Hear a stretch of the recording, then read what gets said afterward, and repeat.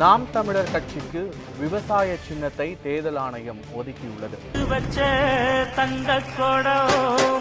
இந்த வட்டாரத்தின் நம்பர்பால் சேவாக் என்று அழைக்கப்படுகிற நம்ம கெத்து நாளைக்கு எங்களுக்கு பின்னாடி வர்ற என் தம்பி தங்கைகள் எங்களை போல இந்த முச்சந்தில நின்றக்கூடாதுங்கிற ஒரு பெரிய ஆசையில தான் இந்த வேலையை செய்யறோம். நீங்க தவற செஞ்சீங்க, ஒரு தலைமுறை விளக்கமாறு செருப்பு எடுத்துக்கிட்டு சமாதிக்கு வரும். புதைச்ச இடம் தேடி அடி.